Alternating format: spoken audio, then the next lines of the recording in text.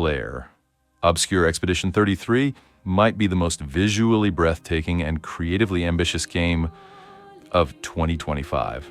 At a time when many games are starting to feel the same, visually realistic, mechanically familiar, and creatively cautious, Clair Obscur is boldly going in the opposite direction. It's abstract, emotional, and stunning in its presentation. And more than that, it's asking us to consider games not just as products, but as expressive, meaningful works of art. The first thing that strikes you about Clair Obscur is the art direction. This isn't just good graphics. It's full-on visual storytelling. Every frame looks like a moving painting. Think Impressionism meets Surrealism. Instead of chasing realism, the developers have crafted a dreamlike world full of unusual architecture, vivid colors, and unnatural landscapes. You don't just explore environments, you drift through them like scenes in a painting, with each location telling its own visual story. The game's style evokes artists like Magritte or Beksinski, and the result is something hauntingly beautiful. Shadows stretch in impossible ways, skies bleed with brushstroke textures. Enemies look more like sculptures than monsters. The entire world feels unstable and surreal, almost like a metaphor for the story it's trying to tell. And that story? It's just as unconventional. Clair Obscur takes place in a world governed by a mysterious ritual. Every year, a figure known only as the Paintress descends from the heavens and paints a number across the sky. That number determines who will die next. This year, she's painted 33. Anyone aged 33 is now doomed.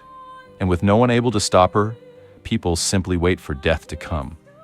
You play as a member of Expedition 33, a group of fighters who have had enough.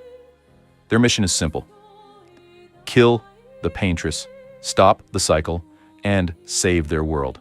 But the narrative isn't just about survival.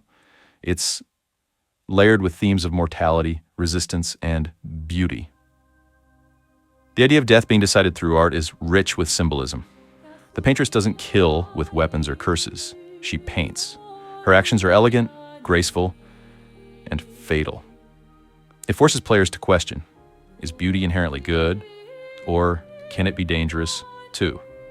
What makes Clair Obscur so interesting is that it isn't just using art as decoration. It's building the entire game around the concept of art as power. That extends into its combat system, which might be one of the game's most innovative features. The core combat is turn-based, but with a twist. During enemy turns, you don't just sit back and watch. You actively dodge and counter attacks in real time, turning each battle into a tense mix of strategy and action. It's a hybrid system that feels fresh and keeps you engaged at all times. Then there's the brush mechanic, one of the game's signature ideas. Characters don't wield traditional weapons. Instead, they use giant brushes. Their attacks look like literal brush strokes across the battlefield. Paint explodes, spells swirl like smeared ink, and every ability is a visual flourish. Combat becomes a performance. Half fight, half art piece. This is what sets Clair Obscur apart from other upcoming RPGs. It's not just about telling a story. It's about making that story felt through every mechanic, every visual, every sound. The team behind this game clearly wants to blur the line between gameplay and expression. Of course, it's a risky approach. The game won't be for everyone. Some players may find the surreal storytelling too abstract or the combat system too experimental. But in a world filled with sequels and safe design choices, that risk is refreshing. It's a sign that this game isn't trying to copy, it's trying to innovate. And if it delivers on its promise, it could become something truly special. Clair Obscur has the potential to sit alongside games like NieR, Automata, Journey, and Grizz, games that pushed artistic boundaries and told powerful stories in unique ways. In the end, Clair Obscur might not just be the most artistic game of 2025, it might be one of the most meaningful.